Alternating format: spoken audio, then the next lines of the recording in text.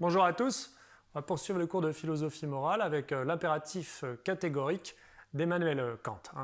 Donc, selon lui, il existe des devoirs absolus, c'est-à-dire qui tirent leur valeur d'eux-mêmes. Ils ne dépendent que d'eux-mêmes pour exister. C'est pour ça qu'on dit qu'ils sont absolus. Et agir moralement, ce serait justement agir par respect de ces devoirs absolus. Alors Kant, ce n'est pas le premier à postuler l'idée qu'il existerait des devoirs absolus, c'est même très ancien, on retrouve ça par exemple dans la Bible, on retrouve ça dans toutes les religions, il y aurait l'idée que Dieu, il a donné des règles morales, ne pas tuer, ne pas mentir, ne pas convoiter la femme du voisin, etc. Et que si je ne respecte pas ces règles, eh bien, quelque part, c'est à Dieu que je désobéis. Alors bon, ça marche très bien, évidemment, ça fait très peur, alors surtout si vous croyez en Dieu, là effectivement vous dites, oh, attention. En revanche, si vous ne croyez pas en Dieu, voilà, du coup vous en foutez complètement. Et puis en termes de fondement, ça implique pour nous, si on voulait vraiment fonder la morale, de déjà démontrer l'existence de Dieu, ce qui va quand même être relativement compliqué là à faire très rapidement. Donc du coup, on va plutôt s'intéresser à la perspective kantienne, parce que même si lui il postule le devoir absolu, c'est pas parce que Dieu existe et que Dieu nous dit voilà comment sont le bien, là où est le bien, là où est le mal. Lui il pense que c'est dans la raison elle-même qu'on va trouver ces devoirs absolus. Donc si je respecte les devoirs absolus, du coup je respecte ma raison et puis je respecte la morale.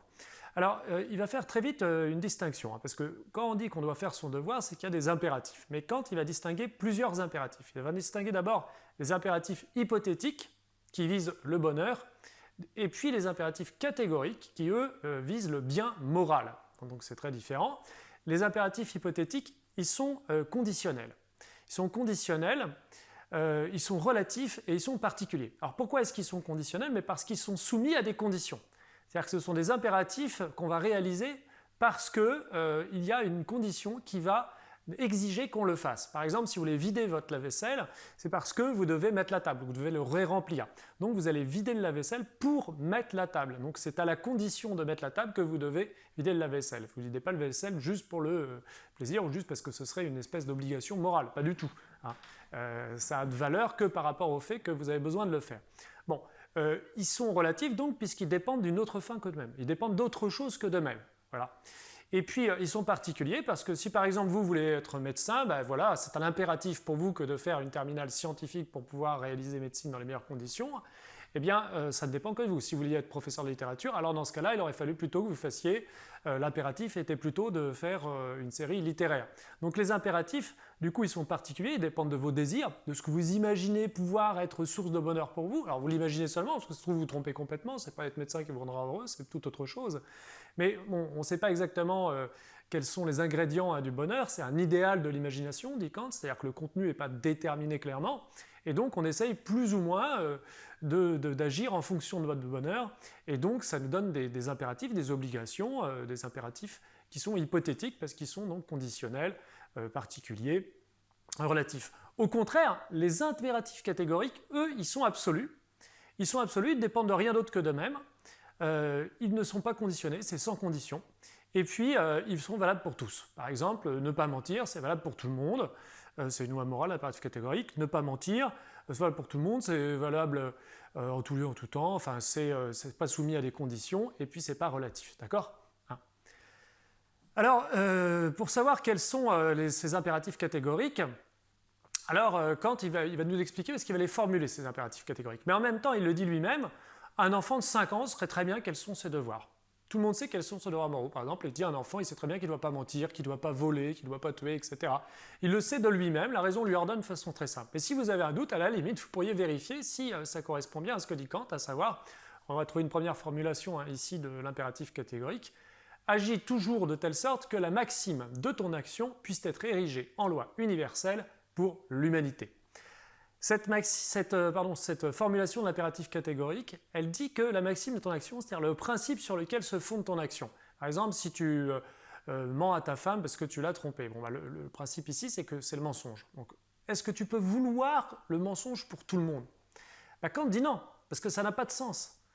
Ça n'a pas de sens parce que si tout le monde ment, eh bien, d'une certaine façon, personne ne croit personne et du coup, personne ne peut mentir. Donc il y a une contradiction. Le mensonge se détruirait de lui-même si jamais il était érigé en loi universelle pour l'humanité. Donc je ne peux pas le vouloir parce que c'est con en fait, parce que c'est pas logique, parce que c'est pas possible, c'est contradictoire, vous voyez. Alors, si vous vous dites non mais on va pas mentir parce que les conséquences sont mauvaises, donc on va faire une règle, c'est que ne pas mentir parce que en général ça n'apporte que du mal, ici vous ne seriez pas dans l'impératif catégorique, puisque vous feriez de l'impératif catégorique un impératif hypothétique, puisque ce sont ici du coup les conséquences du mensonge que vous craignez. Mais c'est le mensonge en lui-même qui est à redouter, nous dit Kant. Voilà. Alors, on va trouver une deuxième formulation de l'impératif catégorique de Kant qui dit qu'il faut toujours agir évidemment en considérant autrui comme une fin et jamais simplement comme un moyen. Jamais simplement comme un moyen. Alors, cette deuxième formulation, en fait, ne veut pas dire que c'est un autre impératif catégorique. C'est la même chose. C'est le même impératif, seulement il s'exprime différemment ici. Si vous dites ça, vous dites que vous devez toujours considérer autrui comme une fin, c'est-à-dire comme quelqu'un qui a la possibilité de se donner à lui-même ses propres fins. Autrement dit, un être qui aurait une liberté, une capacité à se définir. Et Kant nous dit justement que s'il existe des lois morales, c'est parce qu'il existe des sujets moraux. Et il existe des sujets moraux parce qu'il y a des sujets qui sont capables d'agir moralement. Les êtres rationnels, comme vous et moi, qui sommes capables d'agir moralement. Et du coup, autrui est un être rationnel qui peut agir moralement et du coup qui m'oblige. Il devient un centre d'obligation pour moi, c'est-à-dire que je dois le respecter parce que justement lui aussi a cette capacité de me respecter et que donc il a une dignité. Kant distingue, il dit il y a des choses qui ont de la valeur, il y a des choses qui ont du prix, il y a des choses qui ont une dignité. Alors donc, je sais pas, votre voiture elle a un prix d'ailleurs économique, le vase que vous a donné votre grand-mère il a un prix de sentiment, dit Kant.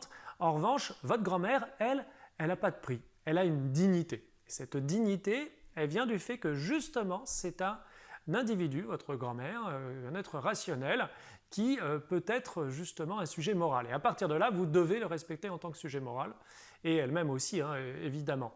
Et du coup, vous ne pouvez pas la traiter comme un moyen. Ce n'est pas un objet. On peut déplacer une chaise, on ne peut pas déplacer sa grand-mère, sauf si la grand-mère elle est dans une chaise qui se pousse là. Voilà.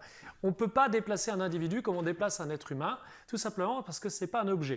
De la même façon, vous ne pouvez pas réduire l'esclavage. Il peut travailler pour vous, via le salariat par exemple, parce qu'il donne son assentiment. Vous respectez sa liberté, vous respectez qu'il est une fin en soi, en lui proposant de travailler pour vous, il accepte ou il n'accepte pas. S'il accepte, il devient moyen, mais il reste toujours une fin puisqu'il l'a accepté. Donc d'une certaine façon, ce qui est intéressant avec aussi la morale kantienne, c'est qu'elle reconnaît la liberté humaine.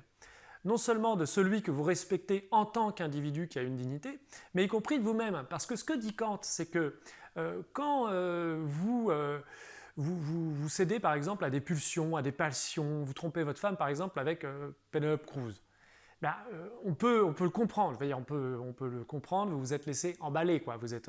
Vos sentiments, les mobiles sensibles, dit Kant, vont prendre le dessus sur la raison. Mais vous n'êtes pas à ce moment-là plus libre, vous avez juste cédé d'une certaine façon à vos impulsions, vous n'êtes pas plus libre. Rappelons-nous d'ailleurs de Rousseau qui disait que être libre, c'est obéir à la loi que l'on s'est soi-même prescrite. Kant, quelque part, il veut dire ça, il veut dire vous êtes bien plus libre quand vous obéissez à la loi morale, c'est-à-dire qui provient de votre raison, plutôt que quand vous cédez à vos passions, à vos désirs, qui sont ressentis de façon passive. Donc, pour conclure sur cette idée, respecter les devoirs absolus, c'est respecter sa propre raison, c'est agir librement, de façon indépendante de mobiles sensibles, d'accord ? Et c'est donc à la fois respecter l'autre et se respecter soi-même en tant qu'être libre et rationnel.